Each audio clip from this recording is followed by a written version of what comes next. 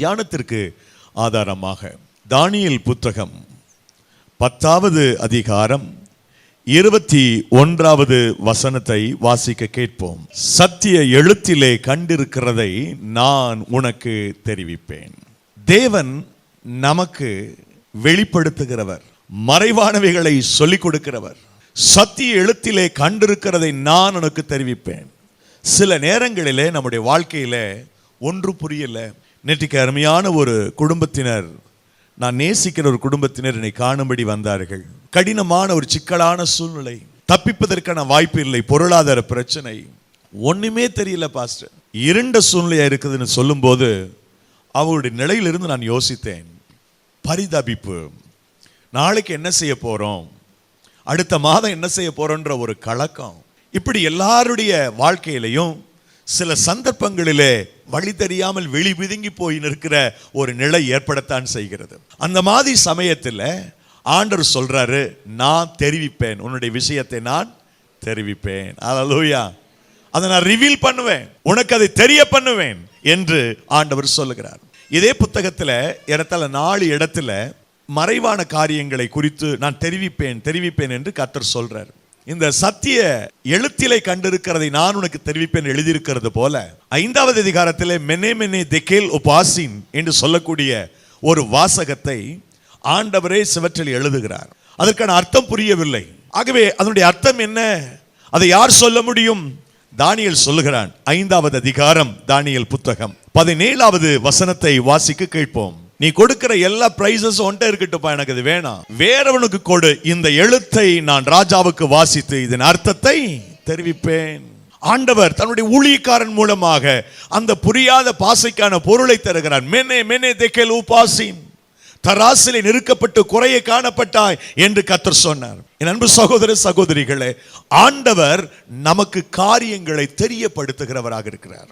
அந்த புத்தகத்திலே 2வது அதிகாரத்தில் ஒரு ருசிகரமான நிகழ்வு இருக்கிறது. 2வது அதிகாரத்தில் என்ன அப்படின்னா, ராஜா ஒரு சொப்பனம் பார்க்குறான். அவன் என்ன சொல்றான், நான் கண்ட சொப்பனத்தையும் சொல்லணும், சொப்பனத்துக்கான அது எப்படி கஷ்டம், ஒரு சொப்பனத்தை சொன்னால் அர்த்தம் சொல்லிட்டு போயிடலாம். எனக்கு அந்த கிரேஸ் உண்டு, சொப்பனத்தை கேட்டுட்டு இதுதான் அதனுடைய பொருள்னு எளிதாக சொல்ல முடியும். அது ஒரு வரம், அது ஒரு கிருபை. அதுக்காக நீங்கள் சின்ன சின்ன சொப்பனம் கண்டு அடிக்கடி என்னை தொந்தரப்படுத்திடாதீங்க.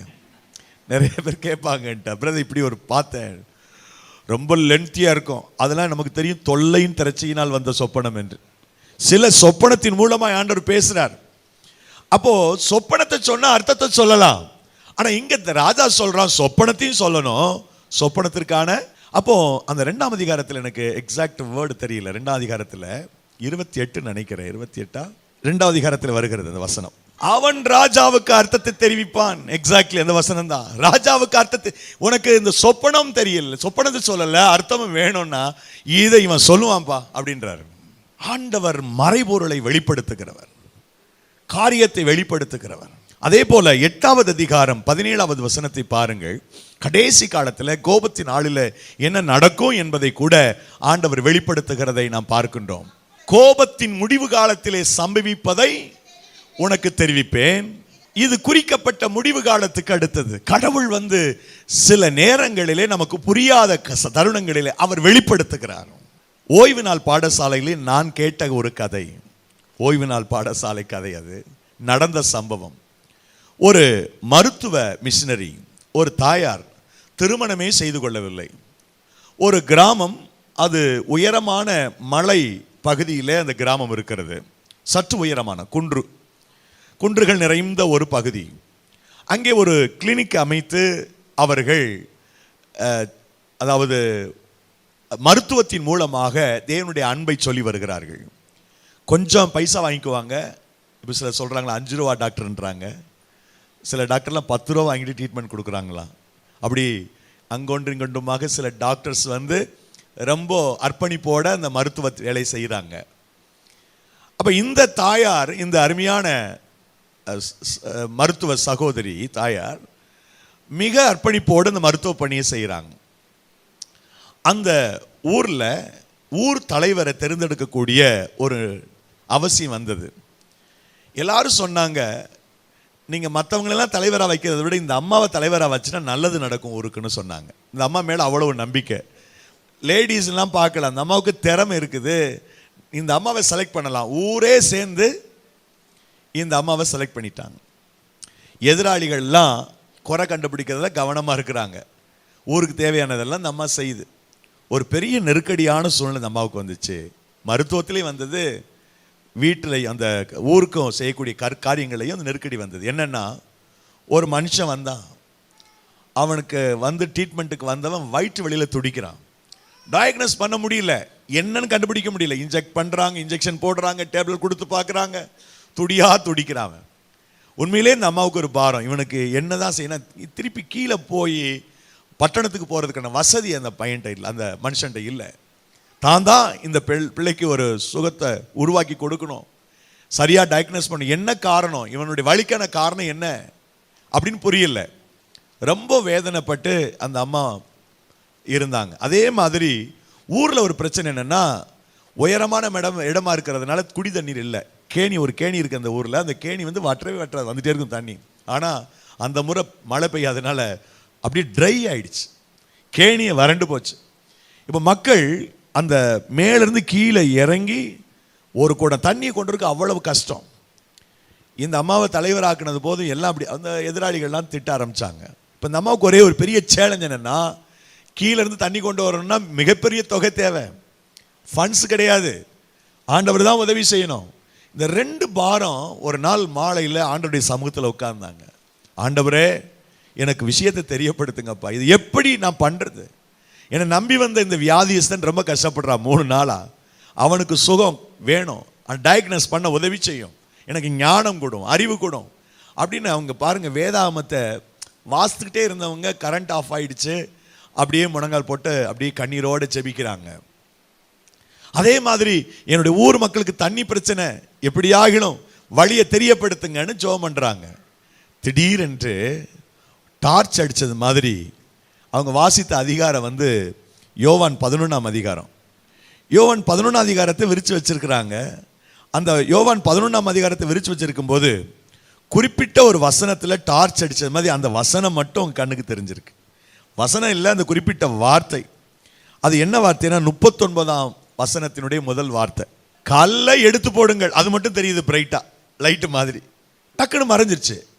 இவங்களுக்கு இது ஆண்டவர் தான் பேசுறாரு அப்படின்னு உற்சாகமாயி, அப்போ 2 பிரச்சனைக்குமே கல் தான் ப்ராப்ளம்னு முடிவு பண்ணிருச்சு. இவனுக்கு வந்து அந்த நோக்கில் அவங்க டயக்னோஸ் பண்ணி பார்க்கும்போது உள்ளற கல் பிரச்சனை. அதுக்கான ட்ரீட்மெண்ட்டுக்காக அவங்க முயற்சி செய்தாங்க. அவன் சுகமடைஞ்சான். அந்த கேணிக்கு போனாங்க, கேணி உத்து பார்த்தாங்க. இந்த ஊற்று வர்ற இடத்துல அங்கங்கே கல் அப்படியே வெளியில் தெரிஞ்சது. ஒரு ஆளை கீழே இறக்கி கடப்பாறை வச்சு இந்த கல்லை கொஞ்சம் குத்தி விட முடியுமான்னு கேட்டாங்க. என்ன இந்த அம்மா கருக்கு பிடிச்ச மாதிரி ஏதோ சொல்லுதே அப்படின்னு எல்லாம் நினைச்சாங்க. ஒரு இறங்கி அப்படியே குத்திட்டே வந்தான். ஒரு கல் 2 கல் அப்படி குத்தி பேத்து எடுத்த பிறகு அங்கேருந்து தண்ணீர் வர ஆரம்பிச்சது. மேலே வர்றதுக்குள்ள குப்புக்குன்னு தண்ணி வந்துருச்சு. மேலே வர்றதுக்குள்ள ஒரு அரை கிணறு வந்துருச்சு தண்ணி. அதன் பிறகு அந்த ஊரில் தண்ணியே வற்றலையா. அல்லேலூயா.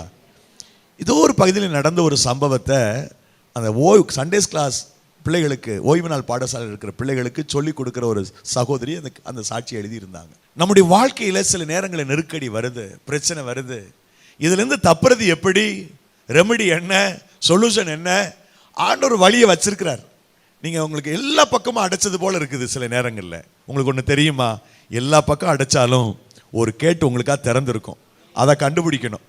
மனுஷருக்கு நேரிடுகிற சோதனை அல்லாமல் வேறே சோதனை உங்களுக்கு நேரிடவில்லை. தேவன் உண்மையிலவராக இருக்கிறார். அவர் திராணிக்கு மேலாக சோதிக்கப்படுவதற்கு நீங்கள் சோதிக்கப்படுவதற்கு இடம் கொடாமல் சோதனையோடு கூட அதற்கு தப்பித்துக் கொள்ளும்படியான போக்கையும் உண்டாக்குவார். 1 கொரிந்தியர் 10:13. சோதனையை தாங்கத்தக்கதாக அந்த சோதனையோடு கூட அதற்கு தப்பித்துக் கொள்ளும்படியான ஒரு போக்கை வைத்திருக்கிறார். அவர் உங்களுக்கு அதை தெரியப்படுத்துவார். எப்படி எஸ்கேப் ஆகிறது, எப்படி ஓவர்டேக் பண்றது, எப்படி இது வெற்றி பெறுறது. சூழ்நிலையெல்லாம் எதிராக தான் இருக்கு பிரதர், எல்லாமே எதிராக இருக்குது, சந்தர்ப்பம்லாம் எதிராக இருக்குது. ஆனால் உங்களுக்கு ஒன்று தெரியுமா, நீங்கள் கடவுளுடைய பிள்ளையா இருக்கிறதுனால உங்களுக்காக ஒரு வழியை உருவாக்கி வச்சிருக்கிறார். அந்த வழி திறக்கும். நீங்கள் அவமானப்படுறதுக்கு ஆண்டவர் அனுமதிக்கவே மாட்டார். நீங்கள் வெட்கி நாணி குறுகி போறதுக்கு கர்த்தர் அனுமதிக்க மாட்டார். என் பிள்ளைகள் வெற்றி பெற வேண்டும் என்று விரும்புகிற கர்த்தர், அல்லேலூயா, ஜெயம் பெற வேண்டும் என்று விரும்புகிற கர்த்தர். ஆகவே தெரியப்படுத்துகிறார் ஆண்டவர், காரியங்களை தெரியப்படுத்துகிறார். ஸோ ஒரு 5 விஷயங்களை நான் உங்களுக்கு சொல்லணும்னு நினைக்கின்றேன். அதாவது தேவனாகிய கர்த்தர் நமக்கு காரியத்தை வெளிப்படுத்தணும்னு சொன்னா முதலாவது கர்த்தரை சார்ந்து கொள்ளுங்கள். ஏனென்றால் கர்த்தரே காரியத்தை தெரியப்படுத்த வேண்டும். ஆண்டவரை சார்ந்து கொள்ளுங்கள். நான் மனுஷன் அல்ல ஆண்டவரே, உங்களை சார்ந்து இருக்கிறேன். அதாவது தாவீதினுடைய காலத்தில் தாவீதுக்கு ஒரு சர்ச், எனக்கு கட்டக்கூடிய சர்ச் எப்படி இருக்கணும்ன்றதை சொல்லி கொடுத்தார் ஆண்டவர். சாலமோன் அதாவது ரொம்ப எளிதாக கட்டினா. ஆனால் சாலமோன் எளிதாக கட்டுறதுக்கான காரணம் யாருன்னா தாவீது. என்னெல்லாம் தேவையோ பொன் பொருள் வெள்ளி எல்லாவற்றையும் சபகரித்து வைத்திருந்தான். அவன் கட்டக்கூடாது. ரத்தம் சிந்திய கையினாலே நீ என்னுடைய ஆலயத்தை கட்ட வேண்டாம் என்று கர்த்தர் சொன்னார். ஆனால் ஆலயத்திற்கான ப்ளூ பிரிண்ட், அதாவது ஜெருசலேம் ஆலயத்தை கட்டுவதற்கான ப்ளூ பிரிண்ட், அதற்கான திட்டமிடல், ஆர்கிடெக்ட் எப்படி எல்லாத்தையும் செய்வாங்களோ அது எல்லாத்தையும் அவர் ஆர்கிடெக்ட் சொல்லி கொடுக்கறது மாதிரி தாவீதுக்கு ஆண்டவர் தெரியப்படுத்தினாராம். எங்க இருக்கு வசனம்? 1 நாளாகம புத்தகத்தின் 28வது அதிகாரம் 19வது வசனத்திலே அந்த வார்த்தை இருக்கிறது. இந்த மாதிரியின்படி சகல வேளைகளும் எனக்கு தெரியப்படுத்த இவை எல்லாம் கர்த்தருடைய கரத்தினால் எனக்கு எழுதி கொடுக்கப்பட்டது. கடவுளே அதை வெளிப்படுத்துகிறார். இந்த அகலம் இவ்வளவு இருக்கணும், நீளம் இவ்வளவு இருக்கணும், இப்படித்தான் நீ கட்டணும்ன்றத சாலமோன் கட்டி அந்த ஆலயம் இருக்கிறது. அதற்கான ப்ளூ பிரிண்ட், அதற்கான வடிவமைப்பு, எல்லா விதமான அந்த வரைபடங்கள் எல்லாவற்றையும் ஆண்டவரே எழுதி கொடுத்தார்னா பாருங்க. தாவீது எவ்வளவு தாவீது பிரியமாய் இருந்திருக்கிறான். பிரைஸ் தி லார்ட், அல்லேலூயா. கடவுள் தம்முடைய பிள்ளைகளுக்கு அப்படி ஒரு ஆசீர்வாதத்தை வைத்திருக்கிறார். இப்போ ஒரு பெரிய சர்ச் கட்டுறதுக்கு தேவனே வரைபடத்தை கொடுத்தார், எழுதி கொடுத்தார். என்ன செய்ய? இந்த மாதிரியின்படியே சகல வேளைகளும் எனக்கு தெரியப்படுத்த இவை எல்லாம் கர்த்தருடைய கரத்தினால் எனக்கு எழுதப்பட்டது.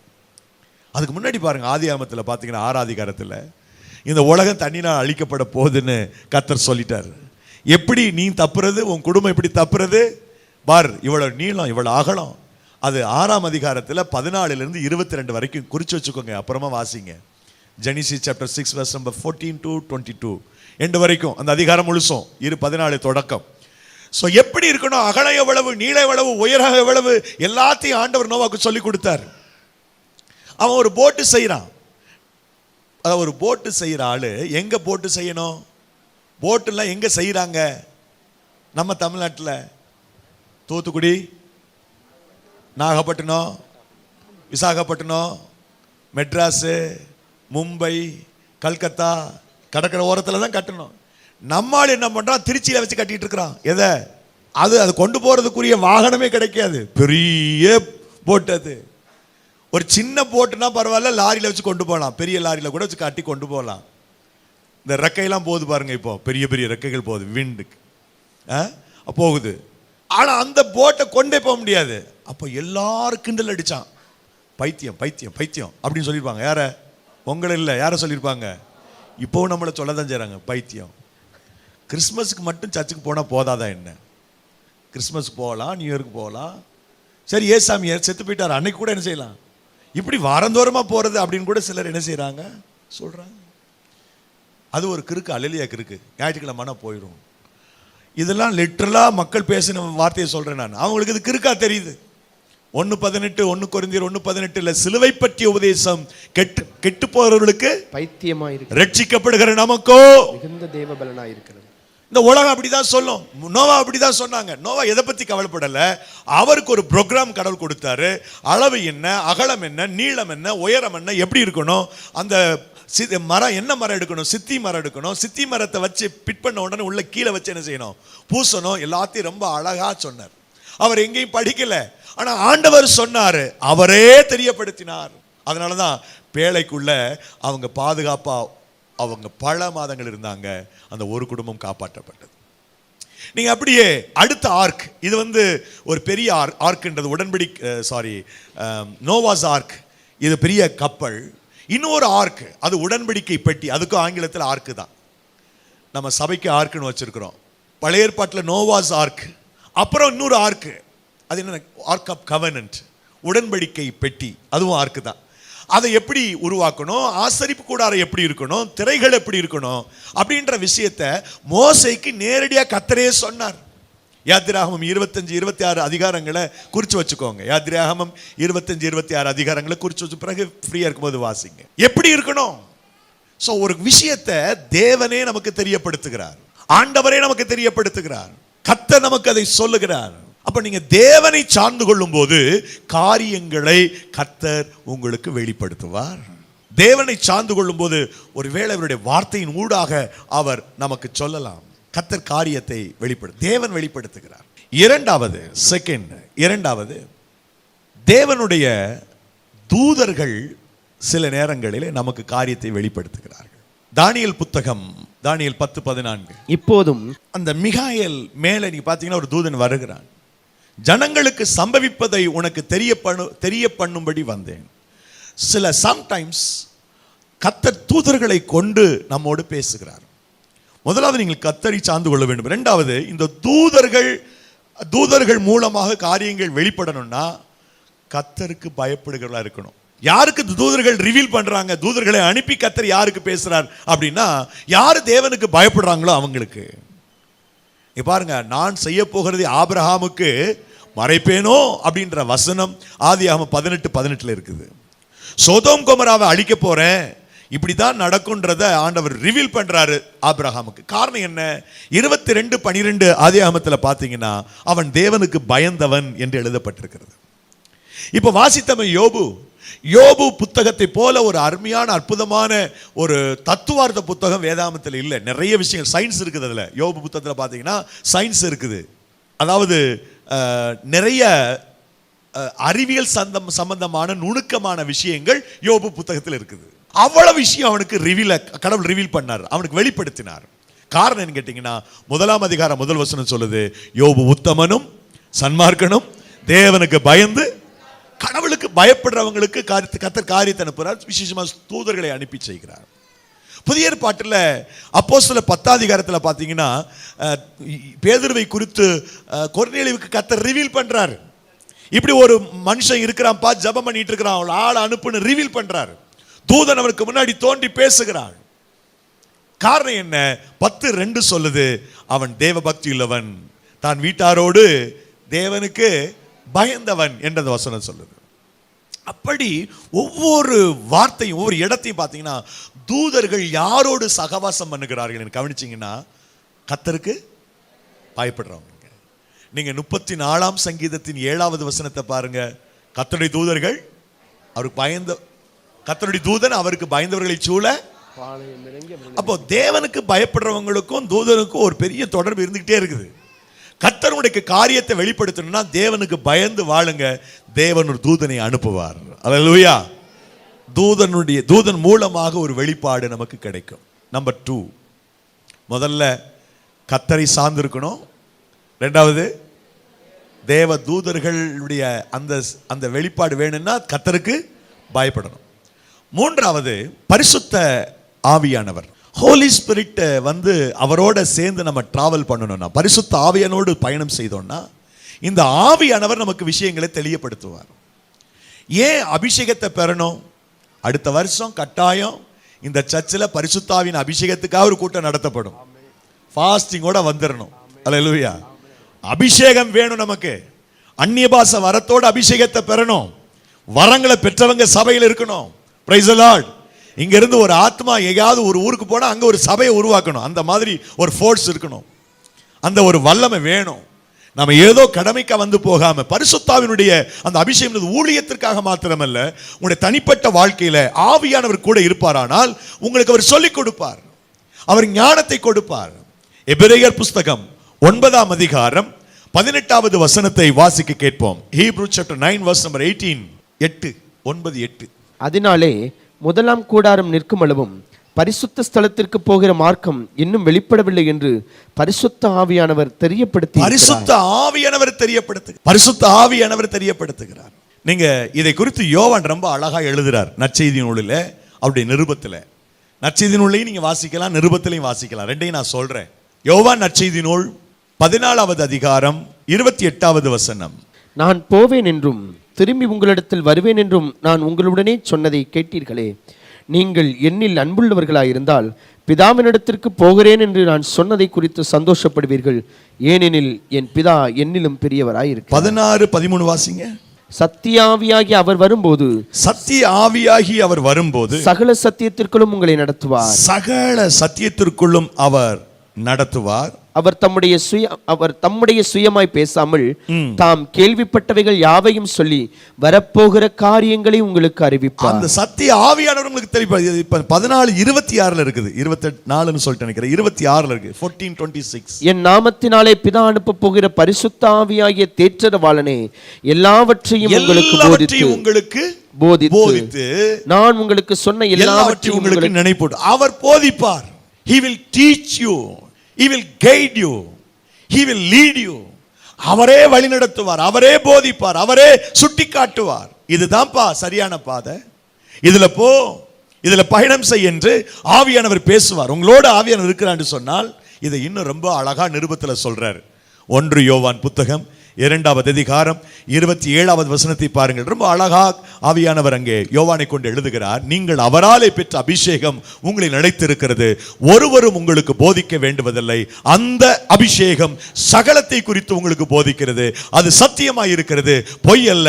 அது உங்களுக்கு போதித்தபடியே அவர் நிலைத்திருப்பீர்களாக. ஹோலி ஸ்பிரிட் தெரியப்படுத்துகிறார், பரிசுத்த ஆவி நம்மோடு பேசுகிறார். இது செய், இது செய்யாத. அப்போ பரிசுத்த ஆவியானவருடைய அந்த அபிஷேகத்தை நம்ம பெறணும். முதல்ல கர்த்தரை சார்ந்து இருக்கணும், 2வது கர்த்தருக்கு பயந்து வாழணும். அப்பதான் தூதர்கள் வந்து என்ன செய்வாங்க தெரியப்படுது. 3வது பிராக்கெட்ல தூதர்னு போடு, அப்பதான் நல்லா இருக்கும். 3வது பரிசுத்த ஆவி பெற்றுக்கொள்ளணும்.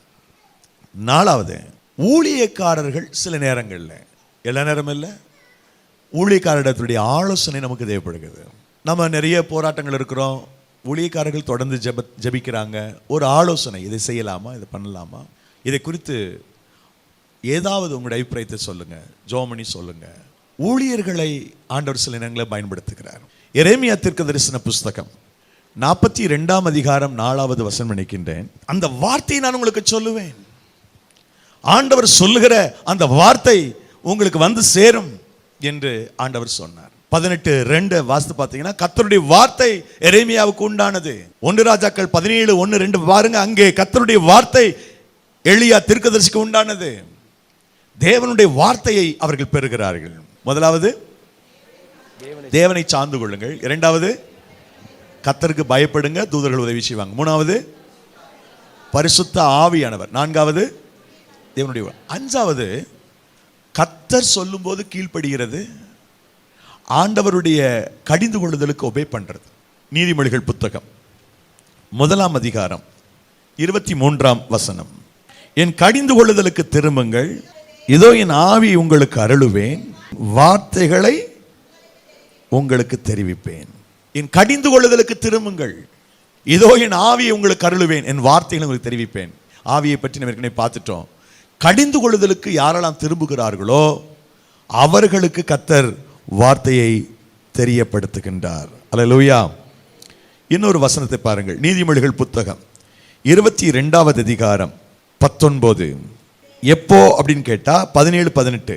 தேவனுடைய அந்த வார்த்தைகள் அவர் பேசும்போது அதுக்கு நாம் ஒபே பண்ணும்போது கர்த்தர் காரியத்தை தெரியப்படுத்த. கீழ்ப்படியுங்கள், கடிந்து கொள்ளுதலை வெறுக்காதிருங்கள், அதை அல்லல் தட்டாதீங்க, ஒபே பண்ணுங்க காட்ஸ் வேர்ட்க்கு. அந்த ஒபீடியன்ட், அந்த கீழ்ப்படிதல், அந்த கடிந்து கொள்ளுதலை கவனித்து நடக்கிற அந்த நிலை நமக்கு இருந்தால் கர்த்தர் உங்களுக்கு பேசுவார், உங்களோட ஒரு கிரியை செய்வார், உங்களை ஆசீர்வதிப்பார். தேவனுடைய அன்பு பிள்ளைகளே, இந்த நாளிலே கர்த்தர் உங்களுக்கு காரியத்தை, ஏது நடக்குது எனக்கு ஒண்ணுமே புரியலையே, எனக்கு ஒன்றும் விளங்கல, இது கண்ணை கட்டி காட்டில் விட்டது மாதிரி இருக்குது அப்படின்னு சொல்றவங்களுக்காக இன்றைக்கு ஒரு வாக்கு தத்தத்தின் செய்தியை போல இருந்தாலும் ஆண்டவர் உங்களுக்கான வார்த்தைகளை கொடுத்து கொண்டிருக்கிறார் என்பதை நான் அறிவேன். நான் உங்களுக்கு முன்பதாக நிற்கும்போது ஒரு விஷயத்தை ஆண்டவர்கிட்ட ஒரு வார்த்தை பெற்றுக்கொண்டு அதையே யோசிக்கிறோம், இதை சொல்லணும், என்னெல்லாம் சொல்ல விரும்புறீங்க இந்த சபைக்கு. மனப்பாடம் பண்ணிட்டு பேசுறது இல்லை, மனப்பாடம் பண்ணிட்டு ஒரு புத்தகத்தை வந்து படிச்சுட்டு பேசுறது இல்லை. இது உங்களுக்கான வார்த்தை, இந்த சபைக்கான வார்த்தை. ஒருவேளை நேரலையில நீங்கள் பார்த்து கொண்டிருந்தால் இது உங்களுக்கான வார்த்தை. அன்பு சகோதர சகோதரிகளே, கர்த்தர் உங்களுக்காக பேசுகிறார் என்பதை நீங்கள் நம்புங்கள். ஆண்டவர் உங்களோடு பேசிக் கொண்டிருக்கிறார். அவர் உங்களுக்காக பேசுகிறார். ஆகவே எல்லா இருண்ட நிலைகளையும் கர்த்தர் மாற்றி நமக்கு ஒரு பிரகாசத்தை அனுப்ப போகிறார். எல்லாரும் கண்களை மூடி தேவனை நோக்கி நாம் பார்க்கலாம்.